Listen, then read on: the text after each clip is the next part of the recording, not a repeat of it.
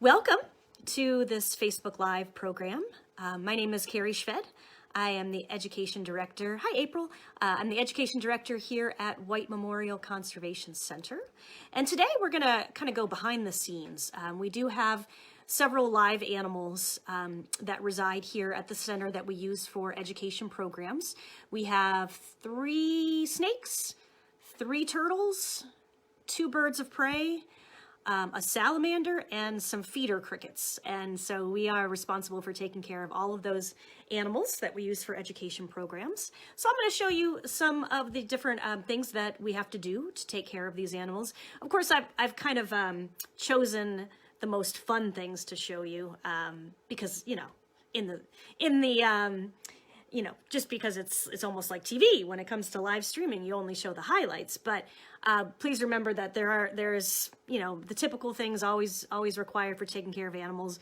We have to change the water all the time. We have to scoop the poop. We have to feed them on a very regular schedule. I do have a list that I go through every day, a check-off list, just to make sure that all the animals are getting fed when they're supposed to, and their substrate is getting cleaned, and they're getting fresh water, all that good stuff. So we do have a regular schedule, and I should mention that normally we have a really good group of students from Wamogo High School. That's the Region 6 high school, and they are part of the Agricultural Sciences program. And they are basically required to do a certain number of hours working in some sort of field related to ag science. And so I usually have about 4 students that come here on a regular basis during the school year, and they're in charge of doing most of the animal care. So we wouldn't be able to have all of our education animals if it weren't for those students. So I miss you guys, Carly and Shy and Emily and Jenna. Wish you guys could be here helping us out. And, as soon as we open back up again, come on back and see all the animals. But in the meantime, I've been in charge of doing all the animal care while we've been closed. And so I wanted to just show you some of the things that I get to do. Hi, Kelly. Hi, Catherine. Hi, Shannon. I'm going through making sure I'm saying hi to everyone. Thank you all so much for joining us. Let's go ahead and get started with one of the animal care duties, one of the more fun ones that I get to do sometimes. So we're going to start with an animal called Rocky. I'm going to switch my camera here. Rocky is one of our box turtles, and he is probably one of the most charismatic turtles I've ever worked with. He's great for education programs. And I already had him out exercising him today. He was walking around my office for a good hour or so while I was kind of getting ready for this program. So and of course we do have a regular schedule that we let all the animals out to either exercise or to be handled. And that's in addition to the programming that we have them involved with when we're doing live programming. So Rocky, what we're going to do today, looks like you were almost sleeping there, weren't you? We got to wake you up. Which is earthworms. The box turtles get fed some pellets that have all the nutrients that they need, the kind that you get at the pet store. They also get fresh fruit two times a week. Their favorite is definitely strawberries. I say they because there's another box turtle downstairs. Her name is Grandma. But every once in a while, we give them special treats like earthworms. So I went out, I grabbed a box of earthworms, and I'm hoping that just the sight of these earthworms is going to wake Rocky up and make him really excited. So let's see if we get him to eat. Now, we are talking about a turtle. Turtles tend to do most, a slow basis. Hi, Rocky. Hopefully, let me know if there's any issue with the technology here. Looks like we're running pretty smoothly, but ooh. A lot of times turtles are kind of piqued by the movement of their prey, whether it's an insect or a worm, whatever the case may be. Hey, I know he sees him. Now the question is, will you eat? Should I put down another one? Oh. We're waiting on bated breath, Rocky. Let's put another big one down there. One that's moving a little bit more. Let's see if we can get you to take a bite. Okay. Yes. There we go. Okay. Of course, turtles don't have teeth, but they do have a fairly sharp beak that they use. And he's getting down in there. There you go. Oh, don't let it get away. Oh, no. Oh, no.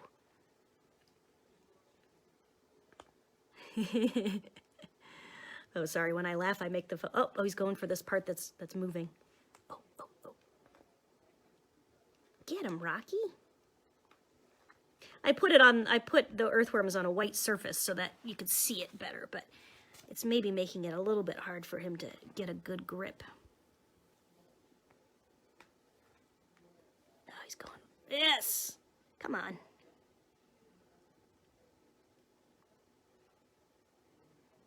Don't give up, Rocky. You got this, buddy.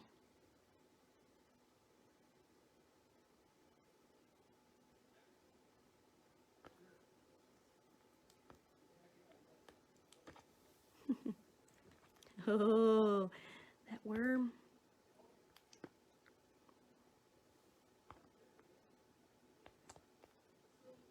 I should have given you guys a little bit of a warning that, you know, this is not for the faint of stomach. Animals eating other animals, in this case live animals. Most of the animals that we feed, like the mealworms and the mice that we feed our raptors and our snakes, those are already dead when they get fed.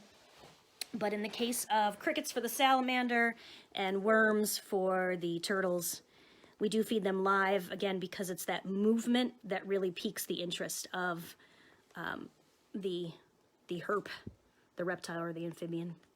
All right, I'm gonna take him off of here because I'm thinking that maybe if you're on the carpet, might make it a little easier. Should we try? Oh, he's going for this other one now. Oh, did you get a good handle? There we go. Oh, Rocky, you're silly. Here, let's try the carpet. Gives you a little bit. Let me see. Can you get him better here? Try it. Give it a shot. There. Oh, still sliding out of your beak. There. This is the life of a turtle, folks. It's not even easy to eat. Oh. See, now you let him go that time.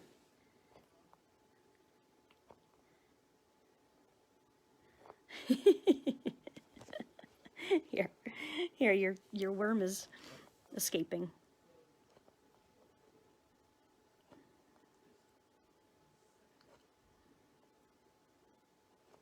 Well, folks, we could watch this probably all day because that's about how long it's going to take for him to eat a worm today. He needs a fork and a knife, I totally agree. Who else do we have? Well,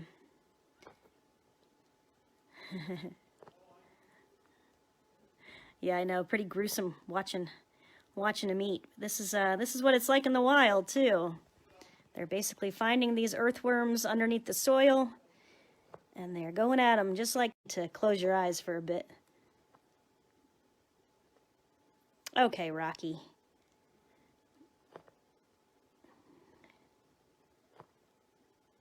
Shall we leave you to... Oh, okay. Are we making some progress here? There we go. Okay. This is a pretty big deal. Okay. For the record, folks, I was going to get smaller worms instead of night crawlers, but they didn't have any. So this is what I thought might happen, but that's okay. It's interesting watching him try to consume the whole thing. I'm not so much sure that he's forgotten how to hunt. This is just how hunting goes in the turtle world.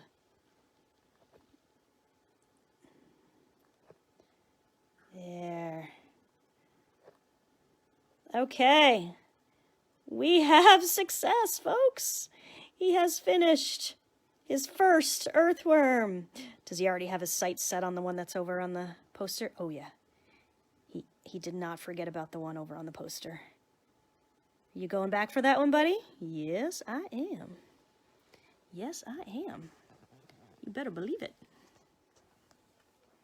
All right, let's go ahead and bring this one on the carpet for you again, and we are going to leave you to eat your second earthworm. I'm going to show you all a video of Rocky also having the same issues with strawberries. Like I said, our turtles love strawberries. And so I think this was last week, I took a video of him trying to eat the strawberries, and you will notice that some things never change. Here we go. So, again, a turtle's life.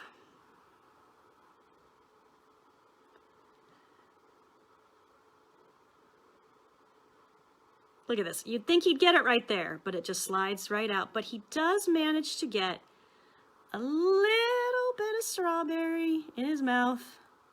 Yep. And then look, he looks up like he's pretty proud of him. Yeah, yeah. Did I do okay? I got something. By the way, he did finish this whole bowl of strawberries eventually because I went to check the next day and they were gone. But it probably took him a good couple hours to get through all of them. And sometimes when Jerry and I are sitting in our office, we will hear him smacking, trying to eat those strawberries and tomatoes he also loves. Okay, so I'm gonna just leave Rocky over there doing his thing. Looks like he's got the worm in 2 pieces. Lovely. Okay, we'll leave him there for a little bit. I'll put him back afterwards. And I think we're gonna move on now to our spotted salamander, who lives right up here in my office. You can see a spotted salamander always has to have an enclosure, moist soil here that I have to spritz every single day just to make sure that he doesn't dry out in there. You see some moss, and you might be wondering, where's the salamander? Well, I wonder that every day when I open up the top, because he's almost always hidden. So the first place I check is usually here, but in this case, he is not underneath our half log. So I am guessing he has probably buried himself somewhere in the moss. There is low network connection. Okay, I guess I have to keep my phone a little bit higher. So one of the things I do with our salamander, of course, pick him up and make sure that he's moving, that he's good to go. And yes, he is. He's a little bit dirty from being in the moss, but overall, he's looking good. Okay, we're always checking the body, checking to make sure there's no health issues we have to worry about. And he's looking pretty good today. It's looking like your average healthy spotted salamander. Okay, so today is his feeding day.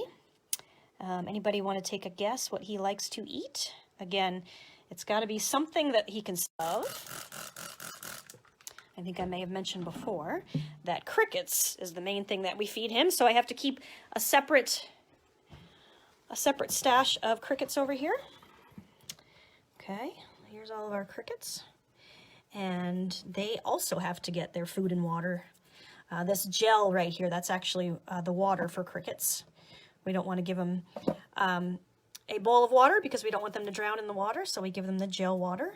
And their food are just these little, I don't know what you call them, little crumbs of goodness.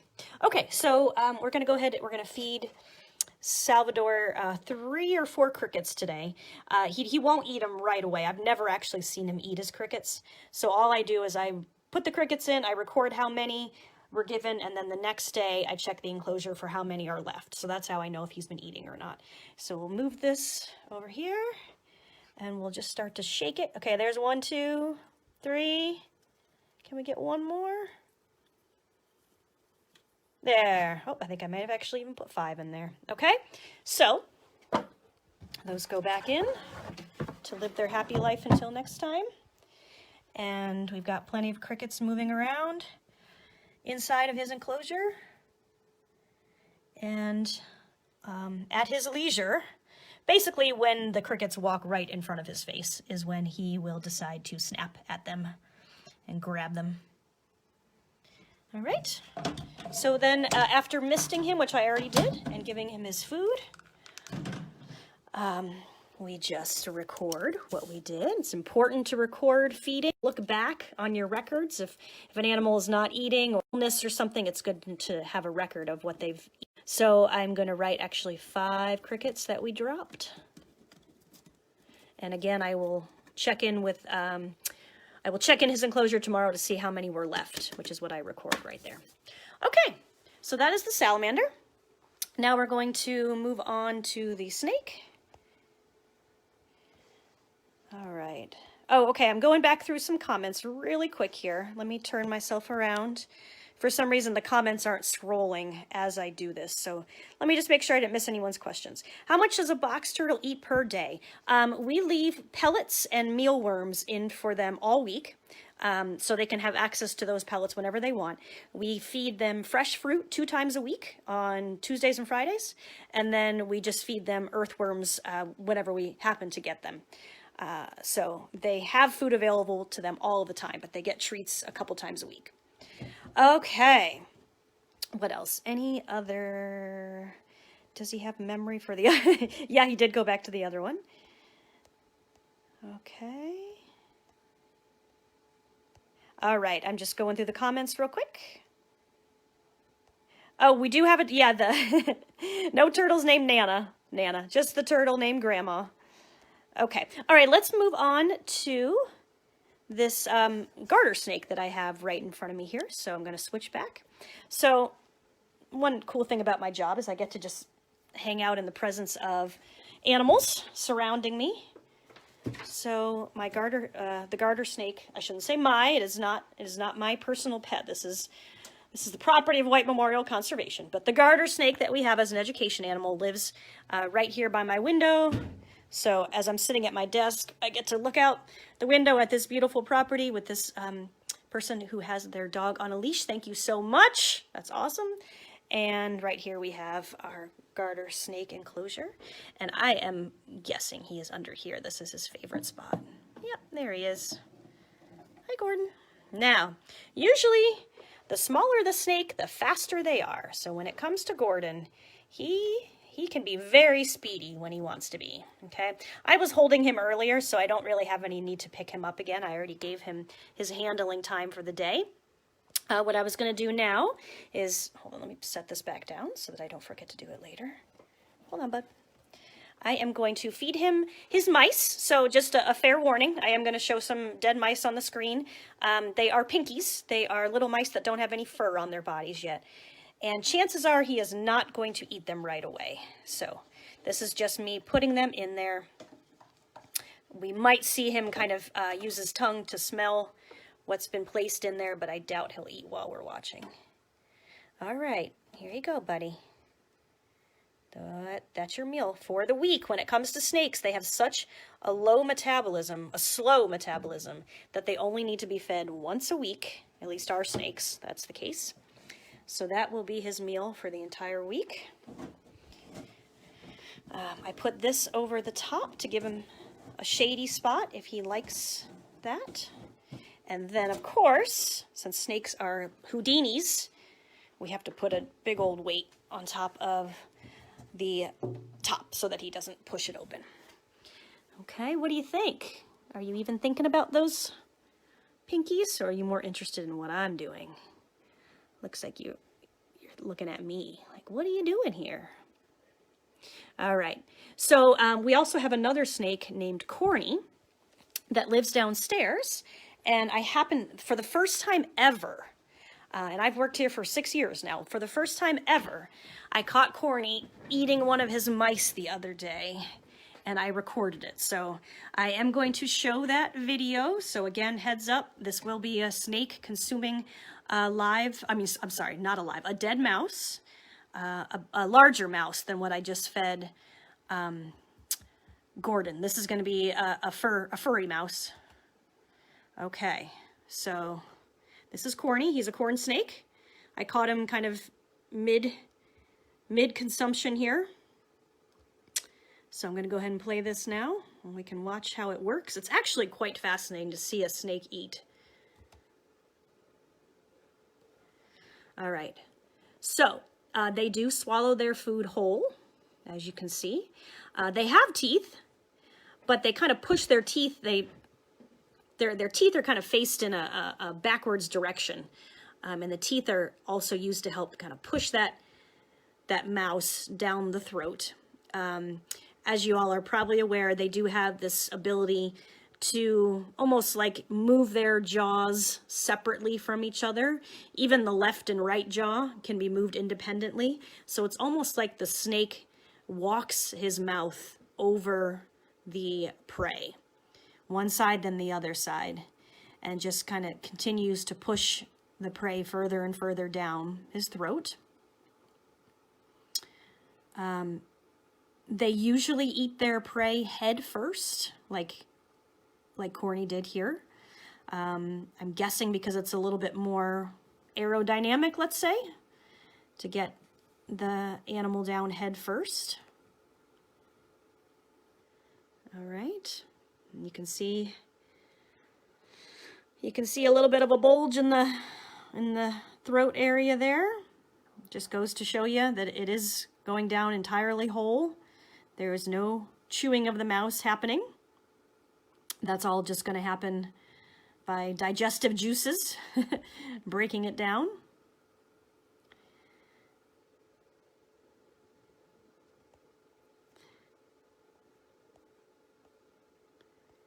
I'm just scrolling through my question. Silly question, but even when the mouse is dead, they seem to always eat. Yes. Yep, it's just because of the aerodynamic. Or at least that's what I'm pretty sure. All right. He's almost done here.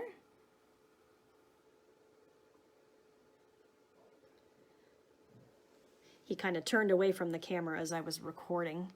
So sorry about the angle there, and now the muscles are just going to keep on pushing that mouse further and further into the stomach and then down through the intestines, and it will continue to digest. And within, a day or two, I will have some poop to clean up in his enclosure. And then he won't get fed again until next week. All right. If anyone would love to see that again, let me know. But otherwise, we will go ahead and move on to the next thing. And I have a box turtle on the loose here. Now that Rocky has finished his earthworm, he's now going to roam some more. But like I said, he did already get plenty of a chance to roam earlier, so we will go ahead and bring him back. Last thing I want to do is forget to put him back and then not be able to find him the next day when I come in. So here goes Rocky back in his enclosure. Here is, by the way, here are the pellets and the mealworms, the dried mealworms that he gets to have in his enclosure the whole time. Bye, Rocky. Thanks for the demonstration. Okay, so another group of animals that we have here that eat mice are the raptors. We have two birds of prey on site here. We have Shakespeare, who is a barred owl, and we have Navarre, a red-tailed hawk. And in just a little bit, I will go down. Hopefully the connection will stay with us. I will go down and put the mice into Shakespeare's cage, just so you can see him up close. Chances are he will not eat right away, though. He's never eaten while I've been in the enclosure. But I do have another video I want to show you of a special raptor that comes for visits every once in a while, and her name is Veronica. Now, Veronica is a wild red-tailed hawk. She's wild, but she's a little different than your average red-tailed hawk. She showed up basically landed on the roof of the conservation center about, gosh, we might be at 15 years ago now. Leo could probably tell us the exact date that she showed up. Somebody who worked here tossed her something to eat, tossed her a mouse, and she went for it, and she's been coming back ever since. So we have a feeling that she was probably a bird that was maybe raised by a falconer or raised as a chick and then released into the wild, because she's always acted a little bit different. But we do know that she does live a wild life. In fact, I haven't seen her come to the center in over a month now, which makes perfect sense. This is the nesting season for red-tailed hawks, so I'm guessing that she probably has a clutch, or they've probably hatched by now. In fact, I'm almost positive. So she probably has some young hawks that she is staying with. Maybe the male is bringing the food for them. It's hard to say, but anyhow, she probably will start showing up again after those chicks have been fully raised and fledged. So in the meantime, because I don't have her here live and in person to show you, or not in person, in hawk, I will show you a video that was taken several years ago of us tossing food to Veronica. Okay. Just play this here. Okay, so this was I think one of my first years here. And I was just so amazed by the fact that I could do this with a hawk. So I just tossed a mouse up in the air. There's another one, tossed it up in the air, and she caught it. She caught it from midair. Here comes another one. I've got the little mouse in my hand. Usually when I put my arm up, that's her sign that it's coming. Toss it up, and boom. She catches it right out of the sky. And then sometimes when we put the mice down on the ground, it's fun to watch her actually come in. She walks like a chicken. Makes sense. And she grabs those mice from the ground. Sometimes if she's hungry enough, she'll eat them right from the ground. Other times she'll take them. And here's one more, I think, catch from the air. Boom, there we go. And that's one of her typical perching spots while she eats. Veronica is amazing. She's a wild hawk, but she just loves to get treats. She's been doing this for about 8 years. She's a superstar around here. We all love her. Oh gosh, and that was back, that was 6 years ago, I think. 5-6 years ago. So yeah, we're going on 15 years now that she's been around. What an amazing bird she is. Okay, so what shall we do now? I think we should head down and put some mice into Shakespeare's cage so that you can see him up close. Does anyone have any questions? I'm just going through. Love Veronica. Yes, Christina. Yeah, she's such a highlight if you do get to see her when you come to visit. We never know when she's going to be here. She just pops up whenever she feels like it. But whenever you come and visit, take a look on any of the rooftops and see if you see a large red-tailed hawk sitting there. And if you do, let us know, and we can come out with some treats and toss them up there for her. 2004, Leo says, was the first time that Veronica arrived here. So yeah, 16 years. Okay. All right. I am going to take you on a little walk down the stairs. Hopefully we don't lose our connection. First, I'm going to cover up the rest of the earthworms so that we don't have a situation with escaped earthworms. Those are going to go in the fridge. It's actually amazing how long earthworms will just kind of stay dormant in a cold environment. And so I'll be able to use these worms to feed our turtles for several weeks to come now.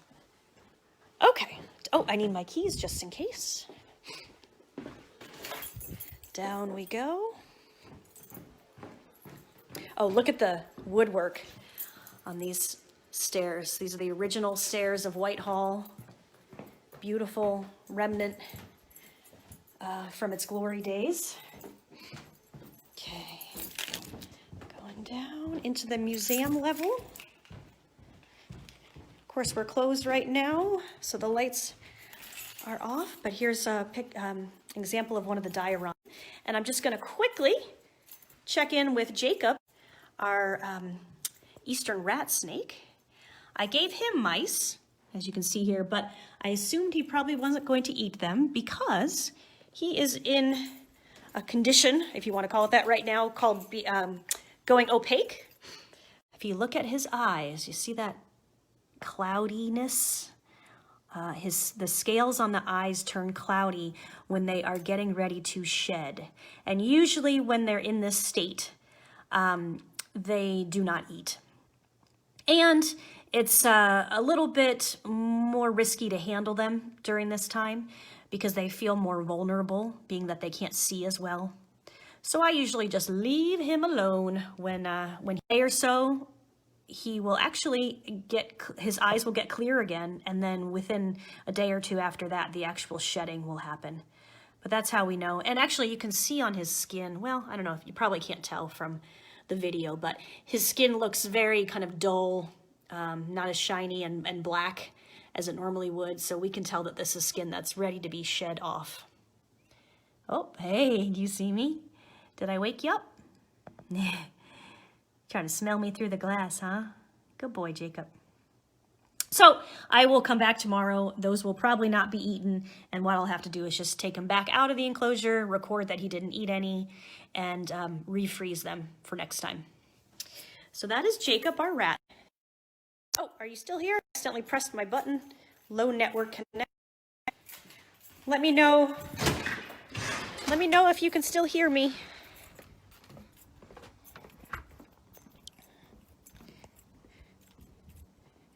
Average lifespan. Okay, chime in real quick and let me know if I'm still visible to you all, because I had a little technical glitch right there. Hi, Carol. And okay, yeah, it says lost. There's a little bit of a delay, so chime in if you can see me and if we are ready to continue. I lost the connection there for a second.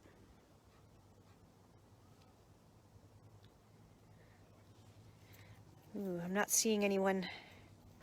Seems frozen. Okay. Let's give it a second.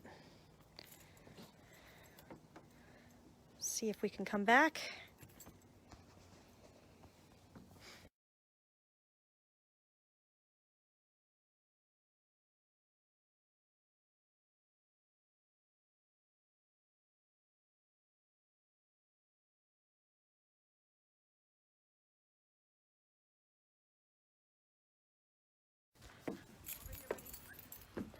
Connection available.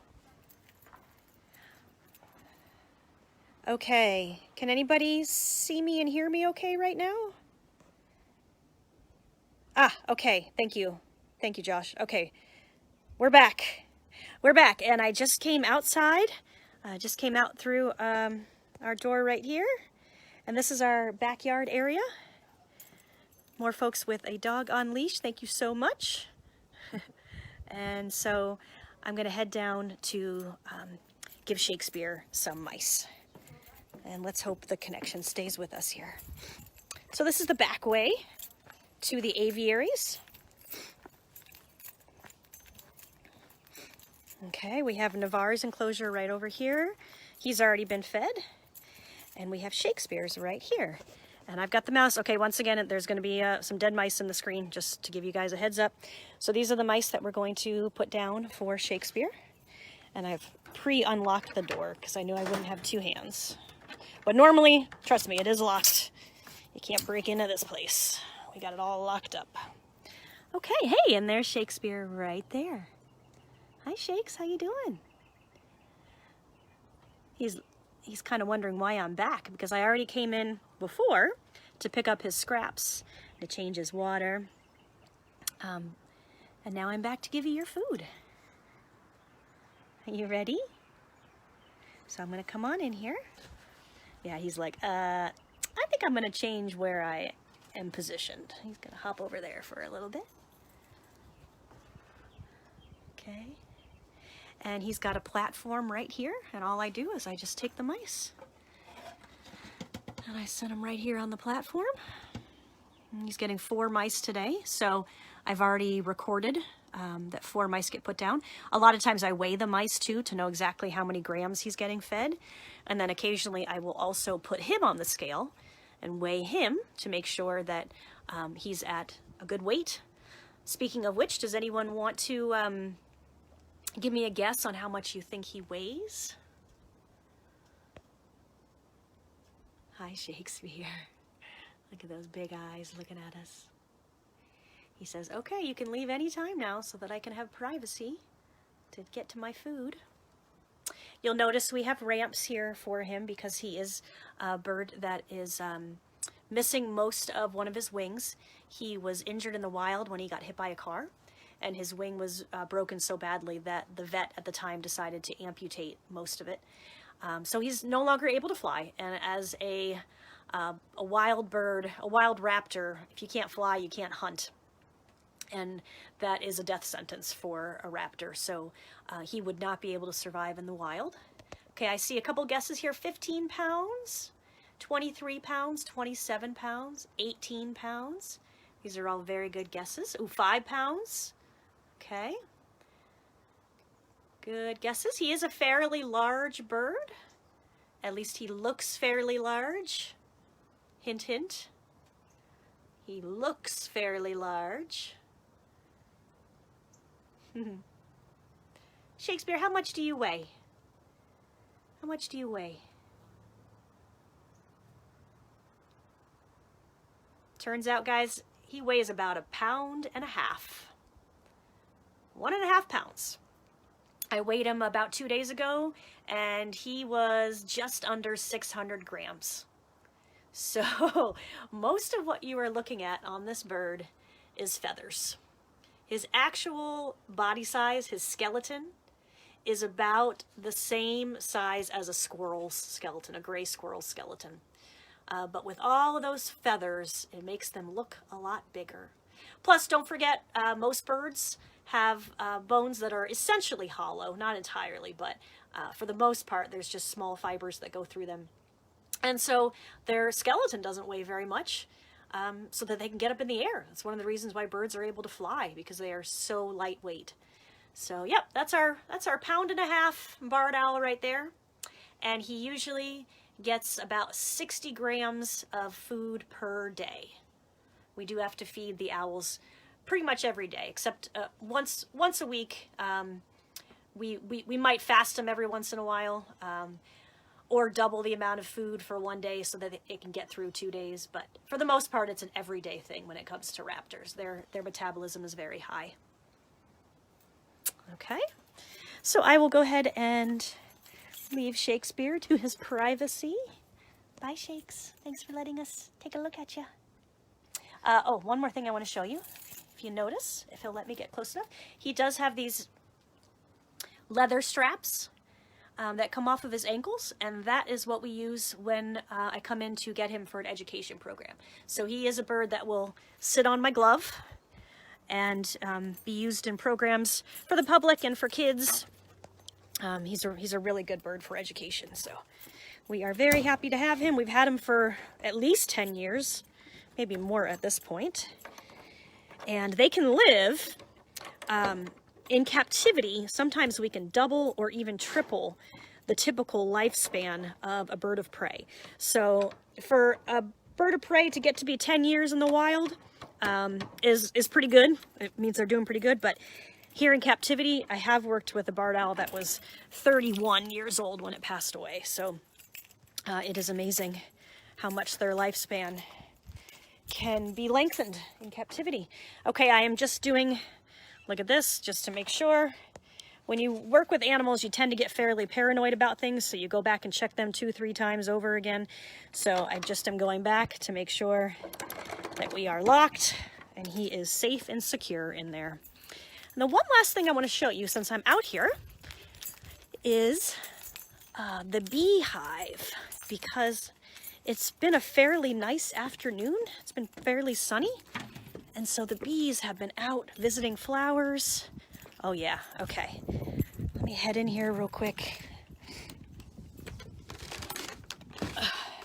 This is our backyard, or our backyard feeding area, we call it. Although at this point, we can't hang bird feeders anymore because of the bears. So we've put up plants instead. They're trumpet honeysuckles, which will eventually have flowers that are very beautiful red trumpet-shaped flowers that hummingbirds might like to visit. We also make sure we keep a good water feature for birds. This is a solar wiggler. Birds tend to like moving water. It kind of imitates like being near a stream or a brook. We have this electric fence because of a bear issue at one point. And then back there, right under the beware sign, that is a mass of honeybees. Now what you're actually looking at is you're looking at the entrance to a tube that goes up into the observation hive, which is inside the museum. So the tube right now is obviously a little bit jammed because there are so many bees going in and out, visiting flowers, and then either bringing back pollen and nectar, or at least the bees are coming back to tell all their friends where the hot spots are for the flowers. That's when they do their little bee dances to communicate with the other workers in the hive. So it is a very busy day for these bees. Come nighttime, all of these bees will be back in their hive and the tube will be totally clear. But just because we're at the height of the warmth of the day, this is what it looks like when you come up to this area. Yes, definitely happy bees now that we have more flowers blooming out there. Very important for these bees. Honeybees are not native to North America, but they have obviously become an extremely important pollinator for our crops. And so we're doing everything we can to help the honeybees. All right. So I hope you enjoyed seeing some of the highlights of animal care, some of the fun things I get to do. Don't forget, there's more to it that I didn't show because that's not as fancy, like cleaning up poop and changing water dishes and things like that. But I am very, very lucky to be able to work with some amazing education animals that we have here at White Memorial.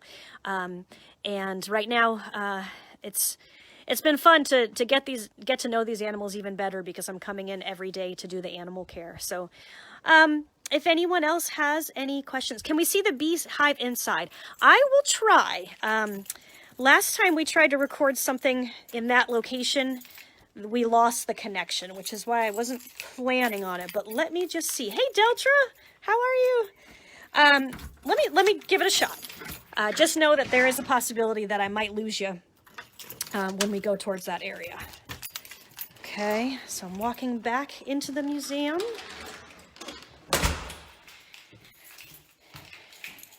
And let's see if we can get there. It still says I'm live. It still says I'm live. Okay, excellent. Okay, I'm at the beehive. I'm turning it around. So right now it just looks like the trunk of a tree, but alas, you open the door and ta-da! This is our very vibrant beehive, honeybee hive, observation hive. Look how busy they are right now. Don't even ask me to find the queen. She's in here somewhere, but we don't have her marked. And at this point, in the time that I have, it would probably be impossible. Give me a few hours, and I might be able to locate her for you. We've got some, looks like, let me see. It's hard to see underneath all these bees, but it looks like we have some brood cells. I still give them artificial food. We give them sugar water solution. Right now I'm at 2 parts water to 1 part sugar, and it's just I can actually show you since this is working.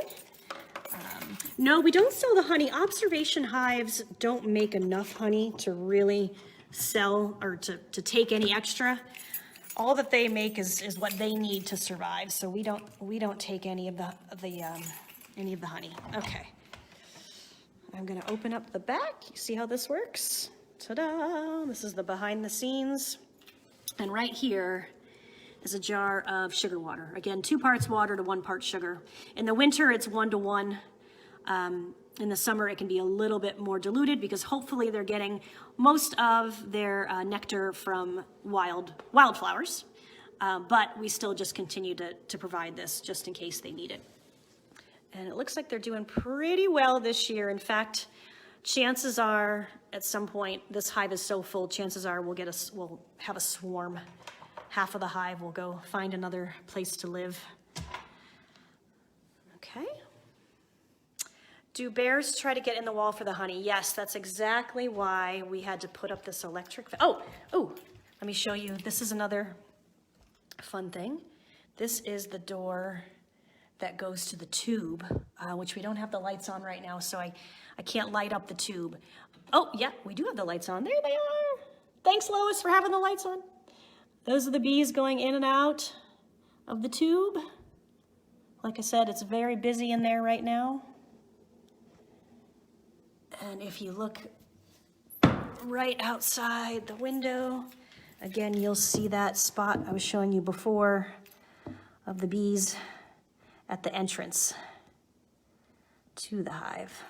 And yes, here is the electric fence that we had to put up because a few years ago, actually right before I arrived, so we're probably saying back 2012, 2013, there was a bear that came and tore the siding off of the building to get to the observation hive and caused thousands and thousands of dollars of damage. So as kind of a quick fix at the time, we put up this electric fence to keep the bears from coming back, and it hasn't been an issue ever since then. They have come, but they do come to the shepherd's hooks, and they do pull down the bird feeders because they're on the other side of the electric fence. So, as you can see, no longer putting bird seed out usually from about April until November. We just hang the plants. And then we'll start feeding the birds again when the bears are hopefully in hibernation. Although it seems like not all of them are fully in hibernation all the time, so it can continue to be a problem in the winter. Okay, anyone else have any other questions? I'm so glad that worked to come inside. Thank you for the suggestion to show the beehive on the inside. And all right. Well, once again, if you like what we're doing, if you want to support White Memorial, and we are a not-for-profit organization, we're not funded in any way by the state. These are trying times. If you'd like to show your support, please jump on our website, whitememorialcc.org.